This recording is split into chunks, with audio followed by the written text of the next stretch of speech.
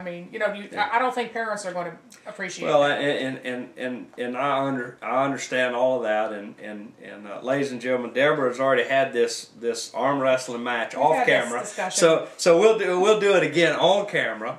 I'm going to say again that it is my belief, and you can go ahead and tell me I'm wrong. It is my belief that the majority, and especially when there's a large majority of the people, they should have an opportunity to say how something's going to be. And before you jump me, let me say this. Let me say this. There has never been any evidence of any type of persecution upon any child in Santa Rosa County that didn't want to participate in a prayer. You know, if they wanted to go stand outside, they could. If they didn't want to bow their head, that's fine. Nobody was standing there with a stick saying, "You will pray to the God that I believe in." That's my problem. Two students turn a situation.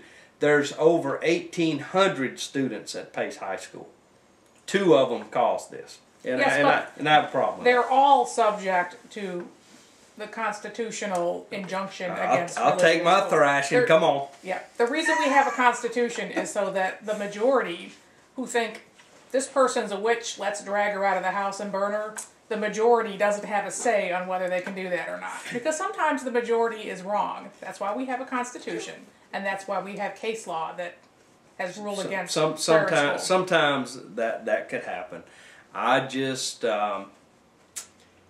do not understand what the harm is. But what I don't understand is why people who are officials in a private organization, a private religious or social organization, whatever you want to call it, why those people have to be involved in the school setting. Well, why do they need to be involved? Well, probably the same reason I feel, because that's my tax dollars at work. And it is the reason they shouldn't be involved. I respectfully disagree with you there. That's my tax dollars at work. The Constitution's on my side. And I should, I have the law on my side. Yeah, I don't necessarily agree with everything that the Supreme Court has come out with either. At a football game, I don't see the harm in bless these kids, keep them from harm. Thank you, amen. If it had just been that, it probably never would have been an issue. But there was more stuff going on than that. Yeah. There was some serious organization going on by school officials. You know, and my suggestion to the community, and I'm not just talking to the Pace community, I'm talking to all of our communities. If you're really incensed by this and you really want to do something about it, when school is out, you can ask to use one of the classrooms, and you can ask for any kids that are that are interested in Christian fellowship. You can invite them to that room, and you can explain to them how you can follow the law correctly, and that is student-led is acceptable, and it's okay for students to handle all of this, and nobody's ever objected to that. My 2 cents worth. I hope it has opened some eyes, and I think by some of the things we've read in the paper, it has gotten some people fired up that normally sit on their couch and play Nintendo. They've got something to get up in arms about, and I'm glad to see that. I think it's important. So, there you go. That's certainly been that's been a hot topic. Deborah,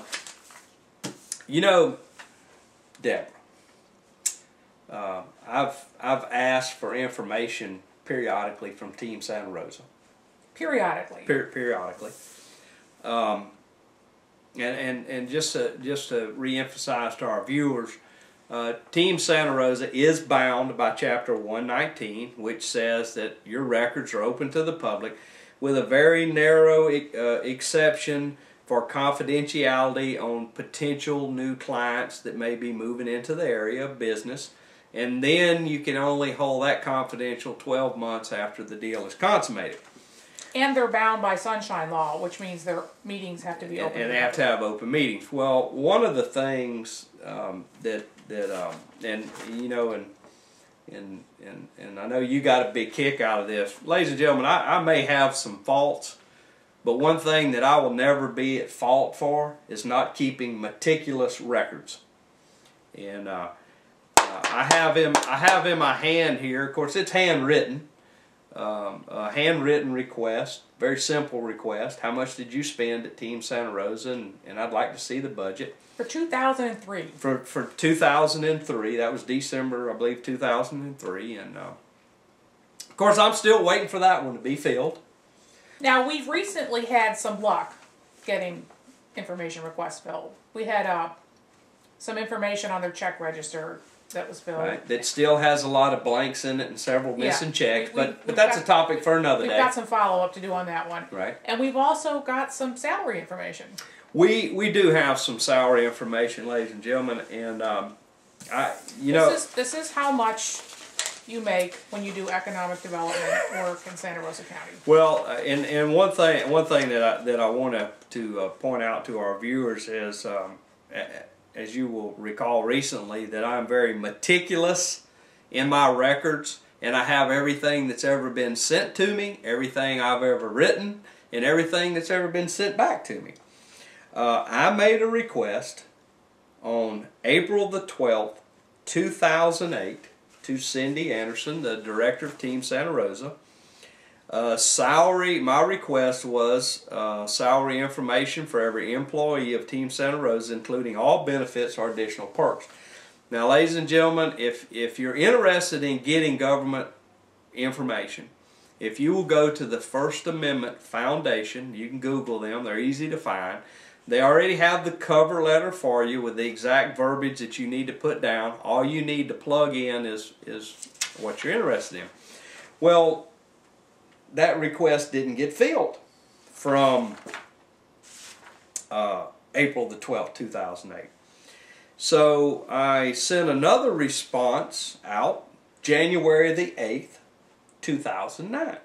Just last month. Just last month. And let's see, I'd like to read this to the folks. Ms. Anderson, as noted below, this request was sent to you on April the 12th, 2008, and to date, January the 8th, 2009, you have failed to notify me when I can expect you to honor my request. Let me be very clear that if I do not get the requested information by January the 9th, 2008, I will take the next step as afforded to me by law. And ladies and gentlemen, you might not believe it, but sometimes the law will work on your side. You got to learn it like I have. You have to be persistent. You have to be persistent. Well, I got my response on January the 9th. This was for salary information. Salary information. Now, before I give you these numbers, I want you to understand that this is base salary. Okay? Above and beyond base salary is up to a 6% match into a retirement plan, sick and personal leave, insurance cafeteria plan, mileage reimbursement, phone reimbursement, and professional development courses, and holidays, as they get the same holidays as the county. The county budget director, and the number may have changed a little bit, but typically this benefit package is going to come in about 35%. So you take the base salary and multiply it times 135%, and you get what the total cost is. So let's start at the bottom of the list, Deborah. Go ahead and read off what Tina Stewart makes. This is Tina Stewart. She's the secretary. Right. She makes $40,800. $40,800. Now, in our audience today, how many people do you think that are watching us that make $40,800? I think the median salary in Santa Rosa County is in the $24,000 to $25,000 a year range. Now, so that's the median, right, which is the salary that falls in the middle of all the other salaries, right, which is the one that's representative of where the middling area is. We often hear the average quoted. Right.